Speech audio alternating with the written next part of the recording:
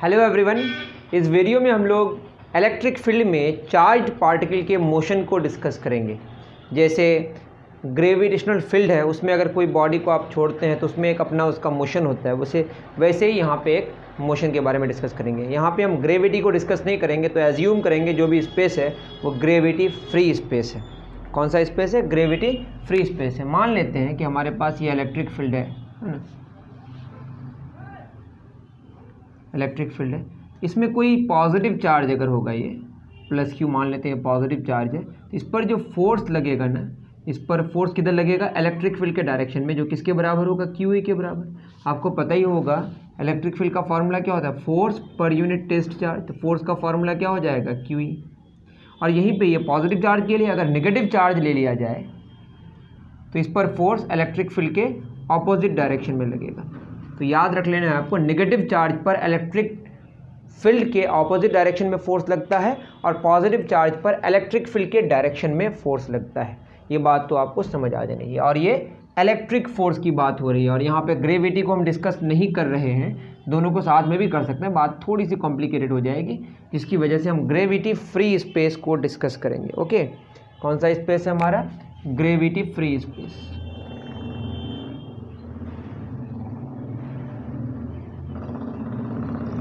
कौन सा स्पेस है? Gravity free space. मान लेते हैं हमारे पास जो इलेक्ट्रिक फील्ड है वो चार्जेस की वजह से कुछ दिखा दे रहे हैं आपको। यहाँ पे हम मान लेते हैं कि कैसा चार्ज है? Uniformly positive charge distributed. और नीचे में, अब ग्रेविटी मत समझिए, यहाँ कुछ गिराएंगे नीचे गिर जाएगा, ये आपको एकदम मान लेना है कि ग्रेविटी फ्री स्पेस है। अब बताइए, यहाँ पे अगर कोई भी पॉजिटिव चार्ज रखेंगे, क्योंकि इलेक्ट्रिक फील्ड को कैसे जानते हैं? किसी भी पोजीशन में हम पॉजिटिव चार्ज को रखेंगे तो उसको किस डायरेक्शन में फोर्स लगेगा। यहाँ पे अगर हम पॉजिटिव चार्ज रख के देखें तो खुद सोचिए, पॉजिटिव पॉजिटिव को रिपेल करेगा, नेगेटिव पॉजिटिव को अट्रैक्ट करेगा, दोनों की वजह से नीचे की तरफ ही हमारा फोर्स लग रहा है। दैट इज इलेक्ट्रिक फील्ड का डायरेक्शन नीचे की तरफ होगा, पॉजिटिव से नेगेटिव की तरफ। और मान लेते हैं कि यूनिफॉर्म है, ज़्यादा अभी पेचीदा नहीं कर रहे हैं इसको, ठीक है। ज़रूरी नहीं है पॉजिटिव भी नीचे बनाया जाए, ये बस हमने एक बना लिया, ठीक है। ये हमारा क्या हो गया? Electric field. इसमें कोई भी चार्ज अगर इंटर करेगा इस फील्ड के अंदर तो क्या होगा इसका? मान लेते हैं कि ये जो फील्ड है वो एक्स डिस्टेंस तक है। कितना डिस्टेंस तक है? एक्स डिस्टेंस तक। मान लेते हैं कि हमने लिया इलेक्ट्रॉन, वैसे ले तो कुछ भी सकते हैं, लेकिन हमने लिया क्या? इलेक्ट्रॉन। अगर इलेक्ट्रॉन लेंगे, कुछ और भी हम ले सकते हैं। क्या ले रहे हैं हम? इलेक्ट्रॉन। तो इलेक्ट्रॉन अगर लेंगे, इलेक्ट्रॉन का चार्ज ई होगा और मास एम होगा, नेगेटिव में होगा। वैसे ये जो ई चार्ज आ रहा है ना, कौन सा चार्ज? ई चार्ज, और मास इसका एम है, ठीक है। ये इंटर करेगा, और मान लेते हैं कि जो इंटर कर रहा है ये वी नॉट वेलोसिटी से इंटर करेगा। तो वी नॉट का मतलब क्या हो गया? थोड़ा सा चाहिए, ठीक है। वी नॉट का क्या मतलब है? वी नॉट इसकी स्पीड है। शुरू में जो इसकी स्पीड है वो कितनी है? वी नॉट है। तो वी नॉट स्पीड से इंटर करेगा, और ग्रेविटी फ्री स्पेस है, अब तक वो इलेक्ट्रिक फील्ड में नहीं घुसा है, और यहाँ से इलेक्ट्रिक फील्ड हमारा वो मान लेते हैं यहीं से है। तो इलेक्ट्रिक फील्ड में जब इंटर करेगा, चूँकि ये नेगेटिव चार्ज है, इलेक्ट्रॉन है, तो उसको इलेक्ट्रिक फील्ड के ऑपोजिट डायरेक्शन में फोर्स लगेगा। दैट इज़, उसको फोर्स जाना तो ऐसे चाहेगा, है ना, सीधे वो जाना चाहेगा, लेकिन क्या होगा? डेविएट हो जाएगा। नीचे जाता अगर पॉजिटिव चार्ज होता तो, क्योंकि ये नेगेटिव चार्ज है तो वो कुछ ऐसे हो जाएगा, ठीक। अब बात समझ पा रहे हैं? उसके बाद मान लेते हैं कि ये जो शुरू में जिस डायरेक्शन में था उससे कितना एंगल बनाया? ये थीटा एंगल बनाया। कितना एंगल बनाया? थीटा। और ये जो ऊपर आया है ना, वो कितना ऊपर आया? अपने पोजीशन से, मतलब अपने हॉरिजॉन्टल पोजीशन से वो वाई ऊपर गया, ठीक है। मतलब डेविएशन वाई हुआ और एंगल ऑफ डेविएशन वो हमारा थीटा हुआ। तो वाई हमारा, इसको हम डिफ्लेक्शन कहते हैं। वाई हमारा क्या हो गया? डिफ्लेक्शन। वाई है हमारा डिफ्लेक्शन, और theta angle eight which it emerges. Theta क्या हो गया? एंगल एट विच इलेक्ट्रॉन या ई इलेक्ट्रॉन इमर्जेस, ठीक है। तो वाई डिफ्लेक्शन हो गया, थीटा एंगल। अगर ये पॉजिटिव, जनरली हम बात कर सकते हैं क्यू चार्ज भी ले सकते थे, हम इलेक्ट्रॉन लेके ही बात कर रहे हैं, बात थोड़ी ज़्यादा समझ आएगी। ओके, अब ये जो निकला यहाँ से, मान लेते हैं कि इसकी स्पीड यहाँ पे कितनी है, v स्पीड। ओके, कितनी स्पीड है, v स्पीड है। तो नोट डाउन करें आप। देखिए फोर्स किस डायरेक्शन में लगेगा, फोर्स इलेक्ट्रिक फील्ड के ऑपोजिट डायरेक्शन में लगेगा। फोर्स इलेक्ट्रिक फील्ड के, मान लेते हैं हम यहाँ पे इलेक्ट्रॉन की बात करें तो इलेक्ट्रॉन पर फोर्स किधर, इधर डायरेक्शन में, सिर्फ एक ही डायरेक्शन में फोर्स लगेगा। ठीक है, फोर्स का फॉर्मूला क्या होता है, क्यू ई। तो क्यू ई क्या होगा, क्यू की जगह ई है, इलेक्ट्रिक फील्ड हमने क्या मान लिया, ई। इलेक्ट्रिक फील्ड क्या मान लिया, ई।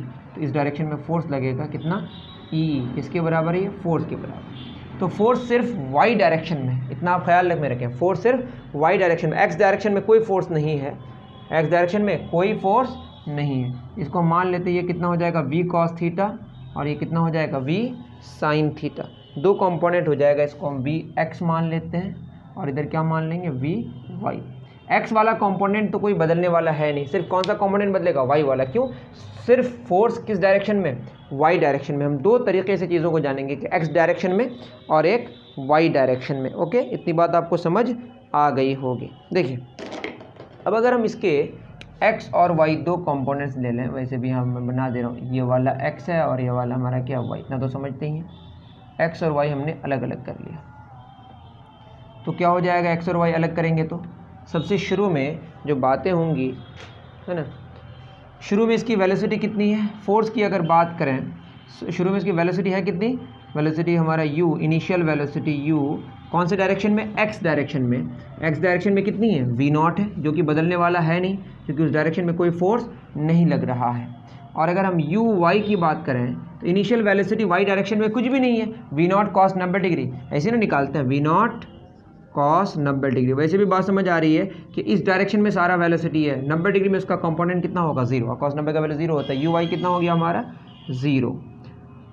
अब बात समझ आ रही है आपको। मैं अगर बात करूं फाइनल वेलोसिटी की, कितनी, फाइनल वेलोसिटी की क्या हो गया, फाइनल वेलोसिटी कितना हो जाएगा, फाइनल वेलोसिटी कितनी है, vx है, vx, तो vx ही के बराबर है, vx के बराबर है, vx के बराबर, जो कि कितना आएगा, v नॉट ही रहेगा, इसमें कोई शक की बात नहीं है, वो हम निकाल के भी आपको बता देंगे। ठीक है, अब u y 0, यहाँ पे क्या हो जाएगा, vy, vy क्या होगा हमारा, फॉर्मूला क्या है, फॉर्मूला है u plus A T, u plus A T. यहाँ पर भी अगर निकाल के दिखाएंगे आपको समझ आएगा। एक काम कर लेते हैं, पहले हम एक्सेलरेशन वगैरह निकाल लेते हैं। ठीक है, तो यहाँ पे जो हमारा एक्सेलरेशन होगा, यहाँ फोर्स कितना लगेगा, एक्सेलरेशन होता है हमारा, एक्सेलरेशन एक्स डायरेक्शन में, फोर्स बाई मास। फोर्स तो 0 है, 0 बाई मास क्या होगा हमारा, 0 आएगा। यहाँ पे एक्सेलरेशन कितना आएगा, फोर्स बाई मास, फोर्स कितना है, ई बाई एम। ठीक है, और टाइम मान लेते हैं t लग रहा है, क्या होने के लिए, वेलोसिटी x होने के लिए। तो vx बराबर क्या होगा, फॉर्मूला v बराबर u plus A T, u plus A T, u यहाँ पे x, यहाँ ए एक्स, टाइम तो t लगा है, तो ux कितना हो जाएगा हमारा, ux तो v नॉट है और एक्सेलरेशन 0 है, तो 0 इंटू समथिंग 0 ही हो जाएगा। तो vx किसके बराबर आ गया, v नॉट के बराबर। vx किसके बराबर, v नॉट। ठीक से आप देखिए इसको, ये हमारी फर्स्ट बात। तो इसमें क्या हो जाएगा, इसमें भी टाइम t लगा और वेलोसिटी कितनी हो गई, vy, तो vy कितना हो जाएगा हमारा, uy plus a y t. U y तो 0 है और ए वाई कितना है हमारा, e by m into t. इसको फ्रेश करके हम लिख दें, इतनी बात तो आपको समझ आ ही गई होगी। तो मैं अगर यहाँ पे वेलोसिटी की बात करूँ वाई डायरेक्शन में, वेलोसिटी कौन से डायरेक्शन में, वेलोसिटी वाई डायरेक्शन में कितना आया, ई टी बाई एम, और वेलोसिटी एक्स डायरेक्शन में कितना आया, फाइनल वी नॉट ही रहा, इसमें कोई शक की बात नहीं है। यहाँ वी नॉट से वी एक्स होने के लिए कितना टाइम लगा, टी मतलब वी नॉट से वी नॉट ही रहा, और यहाँ पे 0 से वी वाई होने के लिए कितना टाइम लगा, टी टाइम लगा। तो वी एक्स हो गया वी नॉट और वी वाई हो गया ई टी बाई एम। ये हमने पहला इक्वेशन ऑफ मोशन लगाया। इक्वेशन ऑफ मोशन तभी लगा सकते हैं जब यूनिफॉर्म एक्सेलरेशन हो, और यहाँ पे हम यूनिफॉर्म फोर्स माने, फोर्स मतलब कांस्टेंट माने, तो एक्सेलरेशन भी क्या होगा, कांस्टेंट ही रहेगा। तो ये हो गया। उसके बाद हमारे पास क्या फार्मूला है, एस बराबर u t plus half a t square. तो एस वाई बराबर u t plus half a t square. ये तो हमारा एक्स डायरेक्शन में है, तो एक्स वाला तो इधर 0 ही हो जाएगा। तो एस एक्स डायरेक्शन में। तो एक्स डायरेक्शन में अगर देखें तो कितना डिस्प्लेसमेंट हुआ है, एक्स ही हुआ है। और यू एक्स हमारा कितना, वी नॉट, टाइम तो टी लगा, प्लस ये ज़ीरो है हमारा, तो ज़ीरो ही हो गया। तो टी बराबर क्या आ जाएगा, x by v naught. T कितना आया हमारा, एक्स बाई वी नॉट। बात समझ आ रही है, टी आ गया हमारा एक्स बाई वी नॉट। बहुत अच्छी बात है, सब मिटा सकते हैं हम लोग, यहाँ पे इस्तेमाल कर लेंगे इसको।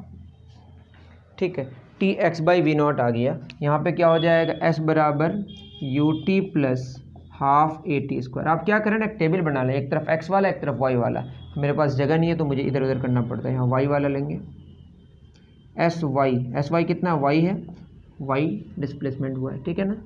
यू वाई कितना, 0 इंटू टी प्लस हाफ ए वाई हमारा ई बाई एम, और टाइम कितना है, एक्स बाई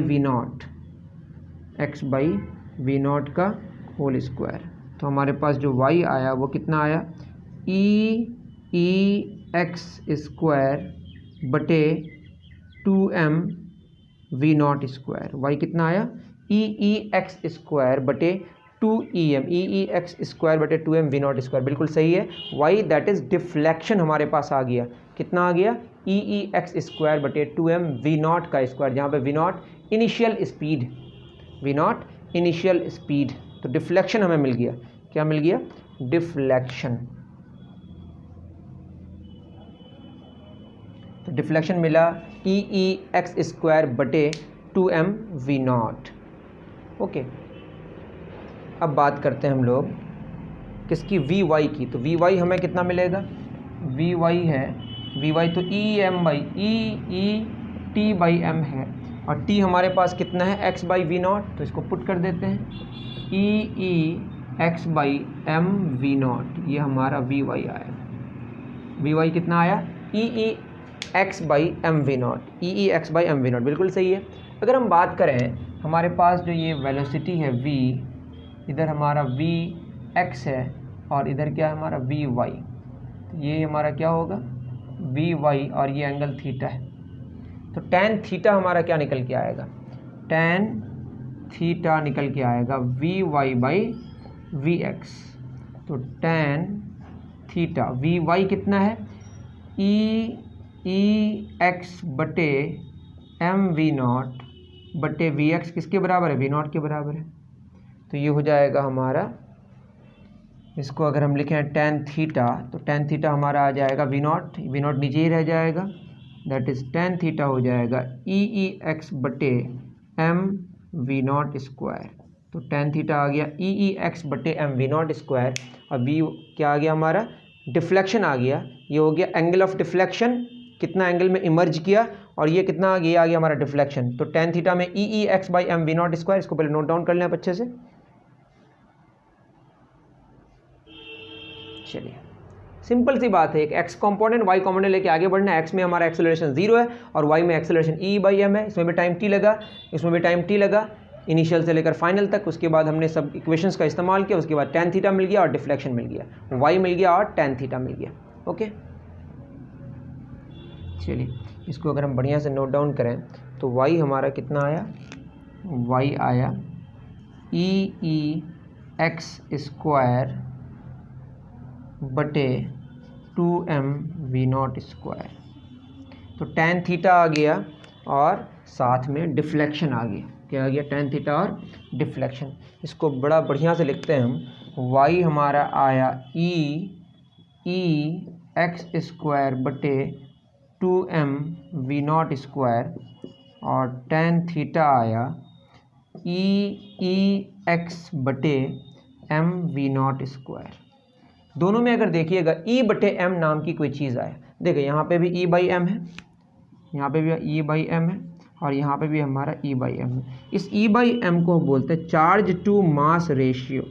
क्या बोलते हैं, बोलिए, चार्ज टू मास रेशियो। इसी का नाम है हमारा स्पेसिफिक चार्ज। क्या नाम है इसका, बोलिए, स्पेसिफिक चार्ज।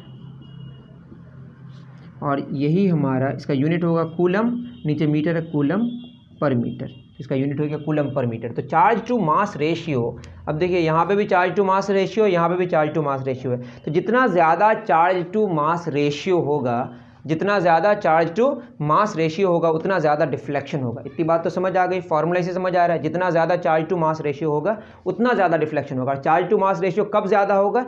मास कम होगा तो ज़्यादा डिफ्लेक्शन होगा। मतलब ज़्यादा चार्ज टू मास, जितना देखिए मास कम होगा तो स्पेसिफिक चार्ज बढ़ेगा, चार्ज बढ़ेगा तो स्पेसिफिक चार्ज बढ़ेगा। तो स्पेसिफिक चार्ज को बढ़ाने के लिए या तो आपको चार्ज के वैल्यू को बढ़ाना पड़ेगा या मास के वैल्यू को कम करना पड़ेगा। बात समझ आ रही है? जितना कम मास उतना ज़्यादा चार्ज टू मास रेशियो, और जितना ज़्यादा चार्ज उतना ज़्यादा चार्ज टू मास रेशियो। ठीक है, लेकिन चार्ज टू मास रेशियो पूरा एक साथ अगर देखें वो जितना ज़्यादा बढ़ेगा उतना ज़्यादा डिफ्लेक्शन होगा, जितना ज़्यादा बढ़ेगा उतना ज़्यादा डिफ्लेक्शन होगा। ये बात तो आपको समझ आ गई होगी। ज़्यादा चार्ज टू मास रेशियो ज़्यादा डिफ्लेक्शन, ओके। और ज़्यादा चार्ज टू मास रेशियो होने के लिए मास के वैल्यू को कम होना पड़ेगा और मतलब चार्ज के वैल्यू को ज़्यादा होना पड़ेगा, ओके। यहाँ पे इलेक्ट्रॉन है तो ऊपर जा रहा है, अगर प्रोटॉन होता मतलब पॉजिटिव चार्ज होता तो नीचे आता। अगर डिफ्लेक्शन ऐसे होगा तो समझ जाइए कि वो पॉजिटिव चार्ज है। डिफ्लेक्शन मतलब पॉजिटिव की तरफ जा रहा है तो नेगेटिव चार्ज है, नेगेटिव की तरफ आ रहा है तो पॉजिटिव चार्ज। इतनी बात समझ आ गई। वो फॉर्मूला दोनों इंपॉर्टेंट है आपके लिए, ठीक है। अब आप क्या करिए, आपके पास NCERT होगा, NCERT का एक्सरसाइज 1.14 पढ़िए। अगर आपके पास है तो एक्सरसाइज क्या पढ़िए? 1.14। इसमें एक फिगर दिया हुआ है, यहाँ पे लिखा हुआ है plus plus plus plus plus, दूसरा क्या होगा? Minus minus minus minus minus, okay. अब क्या हो जाएगा हमारे पास? इसको अगर देखें ये कुछ ऐसा है, फिगर एकदम बढ़िया नहीं है, इसे बहुत क्लियरेंस नहीं है कि क्या हो रहा है। ये फर्स्ट है और ये सेकंड है, उसके बाद नीचे ये कुछ ऐसे, ठीक है। अब इसमें अगर हम गौर करें तो क्वेश्चन में बोल रहा है figure 1.33 shows tracks of the 3 charge bodies in a uniform electrostatic field, give the signs of the 3 charges. Sign मांगा है। अब बताइए फर्स्ट किधर जा रहा है? फर्स्ट जा रहा है पॉजिटिव की तरफ। ये एक्सरसाइज कितना है? 1.14। फर्स्ट जा रहा है पॉजिटिव की तरफ तो ये नेगेटिव चार्ज है, ये भी जा रहा है उधर ही तो नेगेटिव चार्ज है, और ये नेगेटिव की तरफ आ रहा है तो ये कौन सा चार्ज है? Positive charge. ये तो ऐसे ही क्लियर हो गया।